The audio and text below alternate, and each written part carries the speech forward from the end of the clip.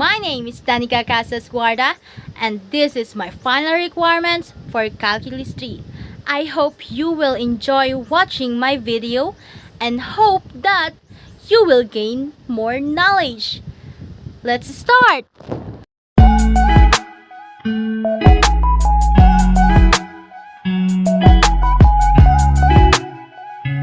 For the partial sum formula of finite, we have partial sum is equal to first term times 1 minus r raised to n all over 1 minus r, when the absolute value of a is greater than the 1. While the partial sum of infinite is a sub 1, or the first term, over 1 minus r, when the absolute value of r is less than 1.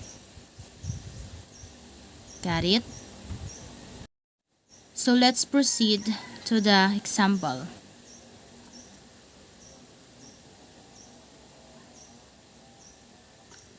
For finite,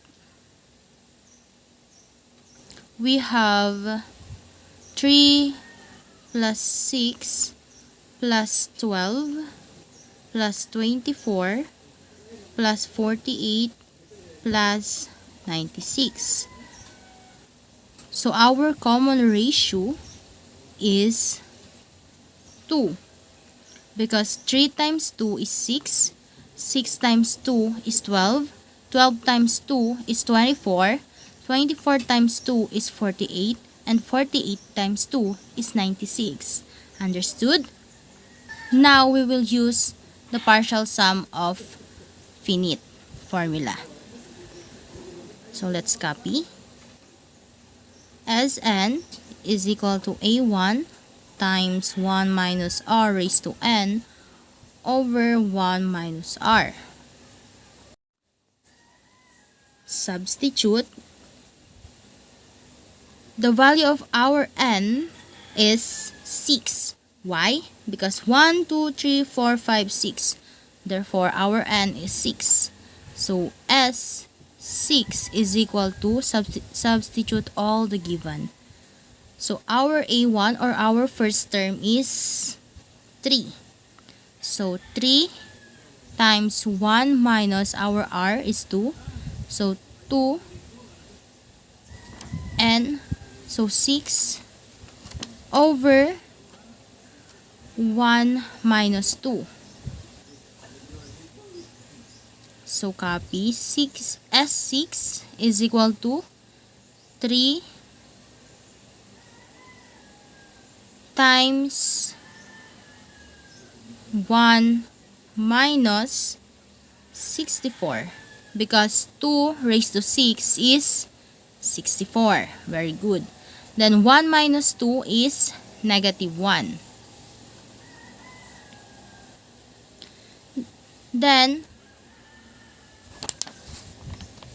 3 times 1 minus 64 is negative 63 over negative 1.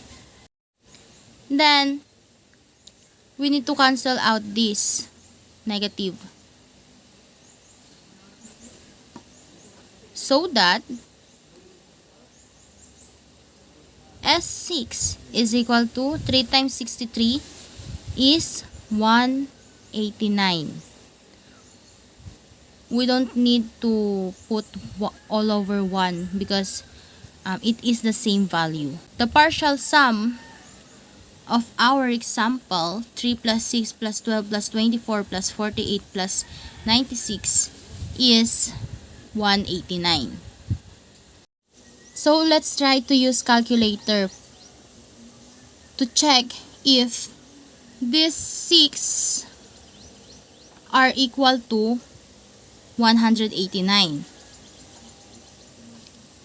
So 3 plus 6 plus 12 plus 24 plus 48 plus 96 is 189. They are same. Very good. Now we are done for the example of finite. Now we will proceed in infinite. So for infinite, we will have this given. 8 plus 4 plus 2 plus 1 plus 1/2 plus 1/4 plus, we will put like that because it is infinite. Now our common ratio is, what do you think?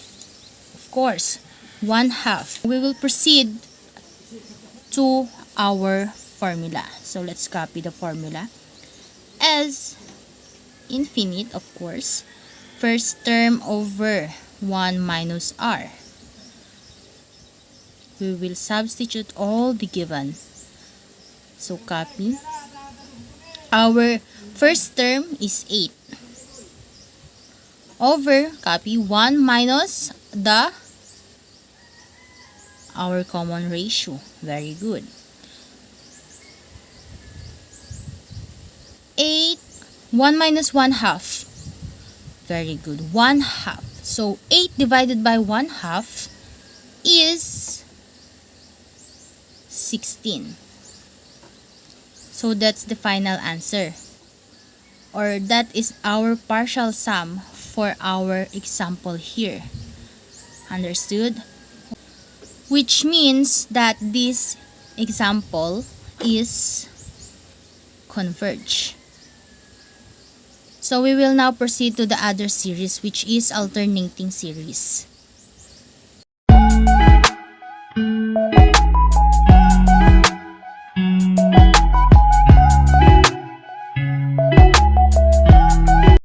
The formula of our alternating series is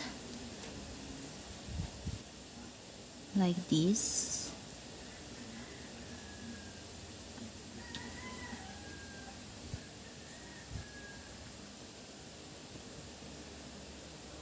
And how do we read it? The summation of negative 1 raised to n times an from n is equal to 1 to infinity. Or the summation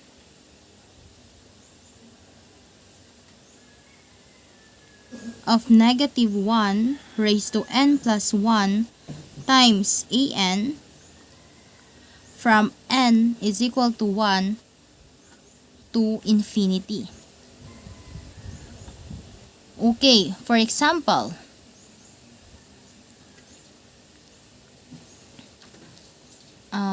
determine if the series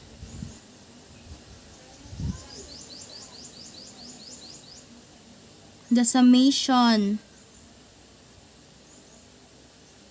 of negative 1 raised to n divided by 2n plus 5 from n is equal to 1 to infinity is convergent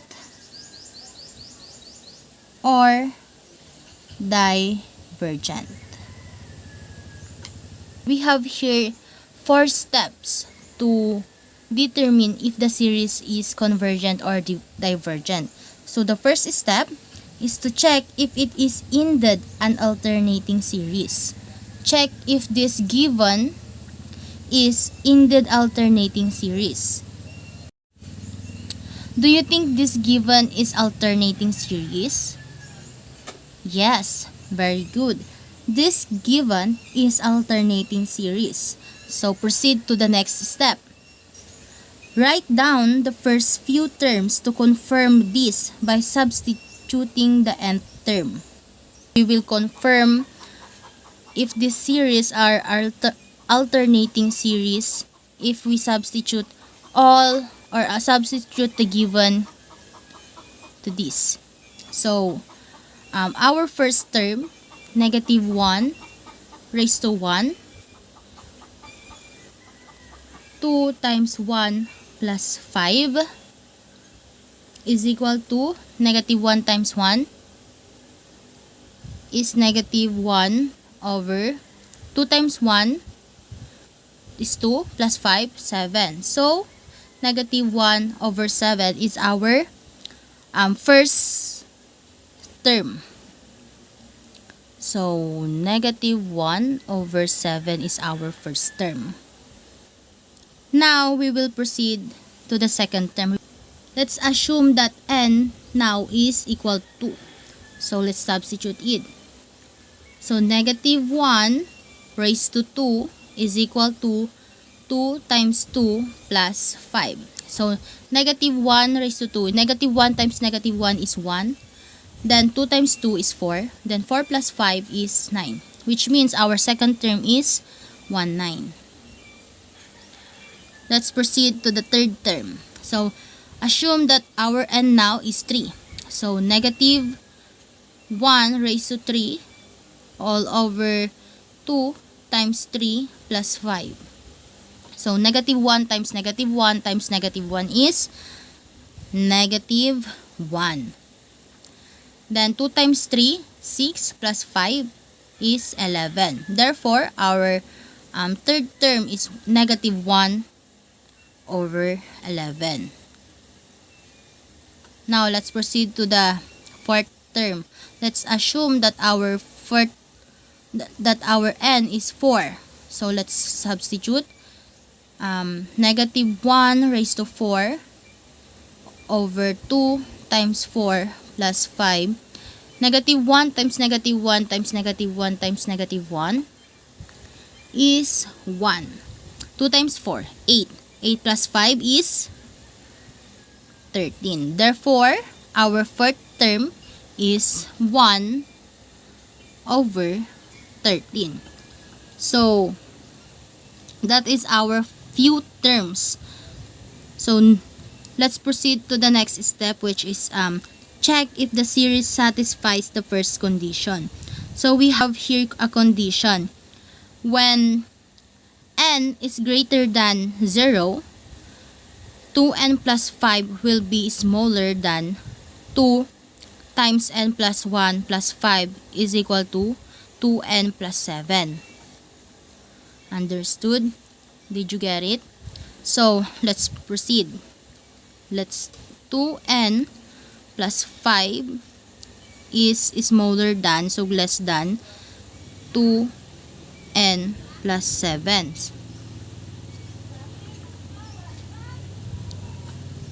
So, 1 over 2n plus 5, we will now greater than 1, 2n plus 7. So, our an, this should be our an, and this should be our an plus 1. So, an is greater than an plus 1. Since an plus 1 is smaller than an, we can see that the series terms are decreasing as the n increases, meaning the series satisfy the first condition. Understood? Now, let's proceed to the step 4. Check the value of limit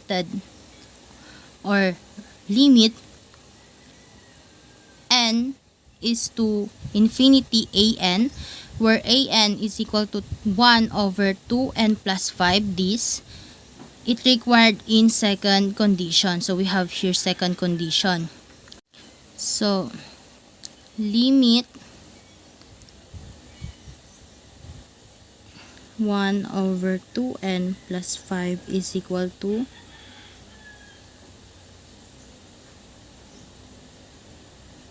like that, 2n plus 5 times 1 over n over 1 over n.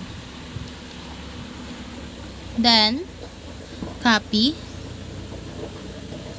just like that. Then 1 times 1 over n is 1n. Then 2n plus 5 times 1n is 2 plus 5 over n. Now, next is 1 over n all over limit n 2 plus 5 over n, which means this is 0 and this is, copy this, so 2, then 5 over n is equivalent to 0, which means 0 over 2 or 0, which means that it is a converge. We are done determining our example here that this value or that this given is a convergent. I hope you understand. So let's proceed to the power series.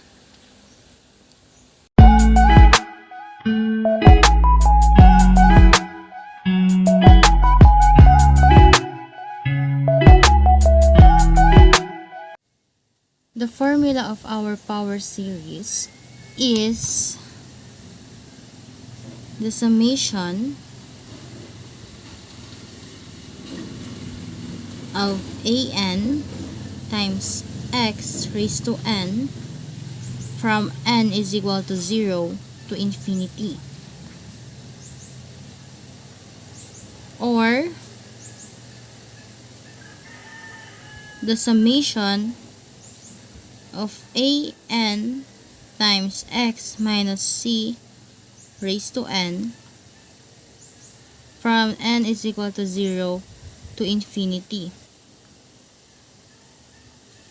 Here, where c is equal to 0 or as centered at 0, and here not centered at 0 or centered at variable c. So for our example, let's proceed for our example. The function of x is equal to the summation of x raised to n from n is equal to 0 to infinity.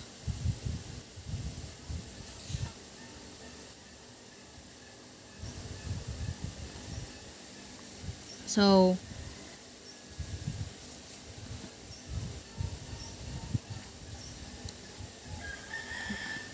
let's copy the given. 1 plus x squared plus x cubed plus infinity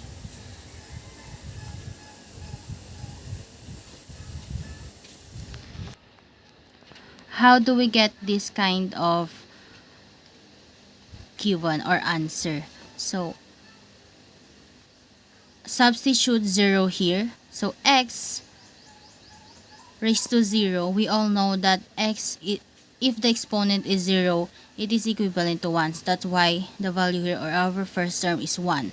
Then assume that our n now is 1. So x raised to 1 is x, is equivalent to x. And assume now that x now is n is equal to 2. So x sub 2 or x raised to 2 here. Then and so on. Therefore, 1 plus x was plus x squared plus x cubed plus etc. is 1 over 1 minus x when the absolute of x is less than 1. So we will call it convergence. So we have here types of series or type of power series. Types of power series. So we have interval of convergence and radius of convergence. So, interval of convergence, it is the set of values for which the series is converging. Remember, even if we can find an internal of convergence for a series, it doesn't mean that the entire series is converging. Only that the series is converging in the specific interval. So, for example,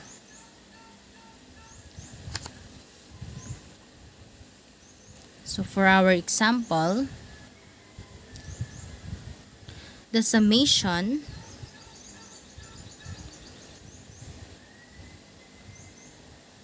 of an times x minus 2 raised to n over n, the factorial from n minus n is equal to 1 to infinity.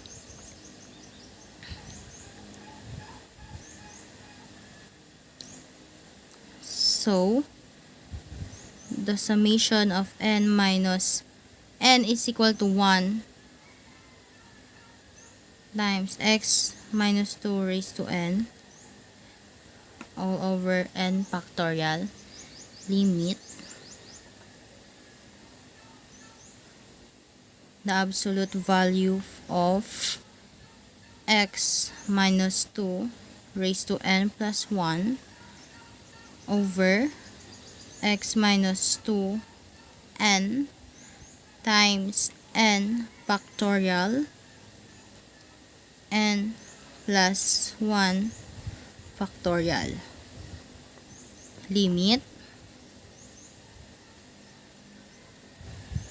the absolute value of x minus 2 n plus 1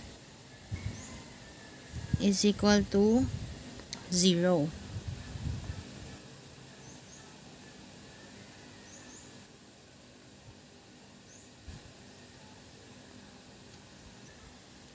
How do we get this?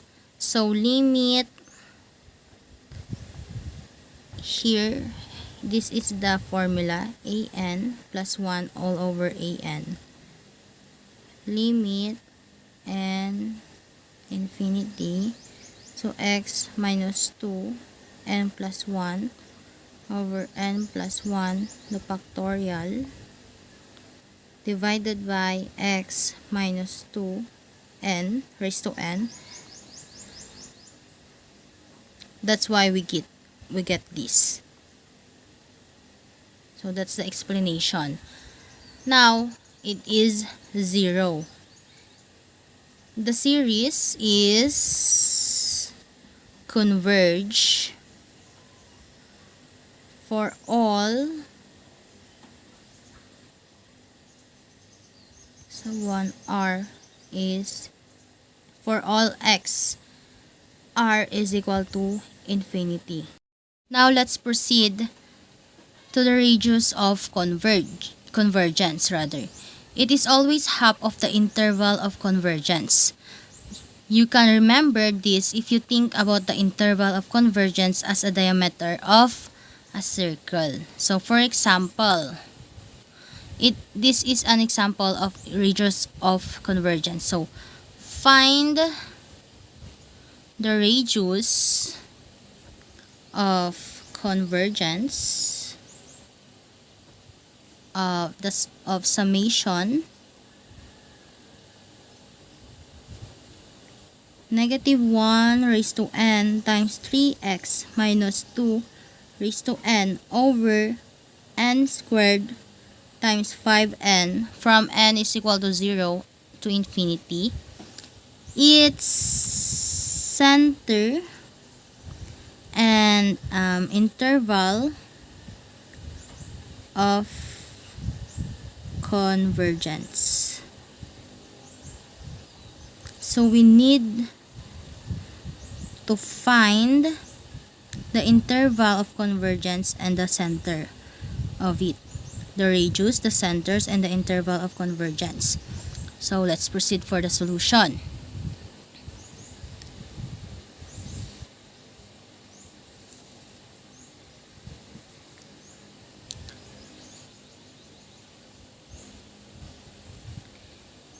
So our an is equal to negative 1 over n 5n. So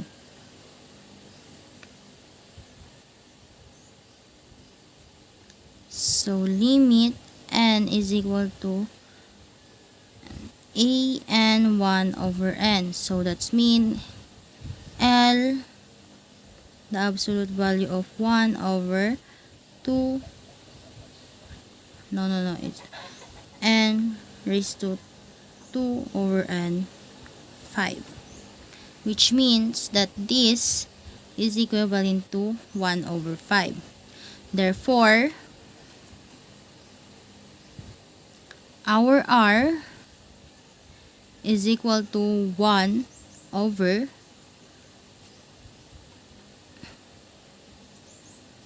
an 1 over n is equal to 5.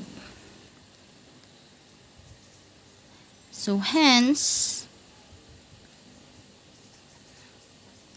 the absolute value of 3x minus 2 less than 5 now is x minus 2/3 5/3. How do we get it? Because we divide both sides by 3. So 3, 3, 3, 3, 3. So 3 divided by 3 is 1. So therefore it is x, then 2/3, then 5 over 3. Got it? So this given is required in interval of convergence. Thus, the radius of convergent is 5 over 3. It is the radius of convergence. And the center of power series is 2/3. Center of power series is 2/3.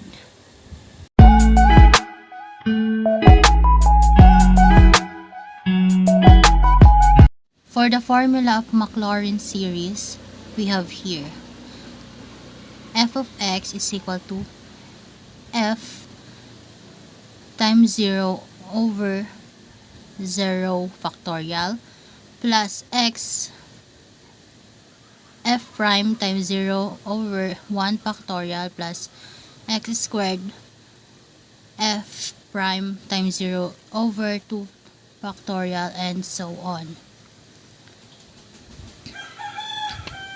So first, we need to find all the first derivatives of the given. So for example, f of x is equal to ex. So how do we find it? So f, we need to find first this. F times 0 is f times 0 over 0 factorial. So f times 0 is 1. Because as we all know that if the exponent is 0, then it is equivalent to 1. For example, e, substitute yung 0 here in x. So e 0, so it will become 1. So what's next? This x, or we will find this first, f prime times 0. So f prime times 0, and this is the given, so we will put this f prime times x. So as we all know that if we substitute this, or if we will find this, the answer is ex also. So f prime times 0, which means our value is 1. So next, 0. The next step that we need to get is this formula, or this. So f prime x, it is also a ex, and f prime 0, which means if we substitute 0 here, which means it is also the 1. So this is the first differential. The second differential, if we will get this third prime, we will that is what we call the third differential, and so on. So f of x is equal to, substitute this to the formula. So 1 over 0 factorial is 1. So plus, substitute this 1. So we have x. So we have x 1 over 1 factorial, which means that x, because x times 1 is x, then 1 factorial is 1, so it means x. So 1 plus x. The next, we will substitute here, there, so here, so x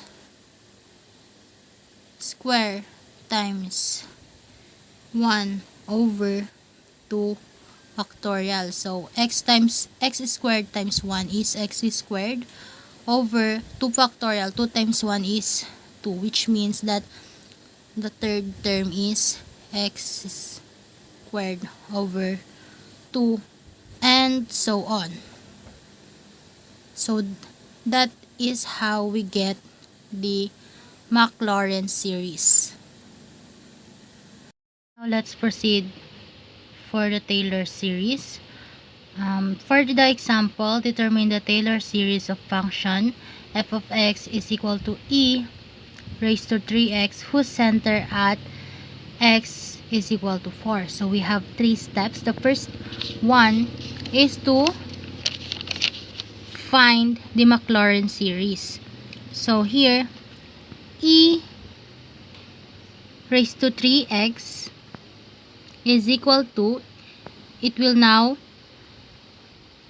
the summation of n is equal to 0 up to infinity of 3x raised to n over n factorial. If we substitute the n, it will become, the summation of n is equal to 0 up to infinity of 3 raised to n x raised to n over n factorial. So we will now proceed to step 2. According to the given, the center is at 4. So x is equal to 4 is equivalent to x minus 4 is equal to 0. So if we get the x here, so x minus 4, it will now become this. So the summation of n is equal to 0 up to infinity. So we will substitute the x minus 4 in the given here. So 3n times x minus 4 raised to n over n factorial. So we will now proceed for the step 3. So the given here is e raised to 3x. So e raised to 3x is equal to e raised to 3 times 4. Saan ko nakuha yung 4? Dito sa x natin, or dito sa given natin, which is yung center is 4. So 3 times 4. Now e raised to 12. So our final answer, the summation of n is equal to 0 up to infinity of 3n times x minus 4n times e raised to 12 over n factorial. So that's all. That's how we get the Taylor series.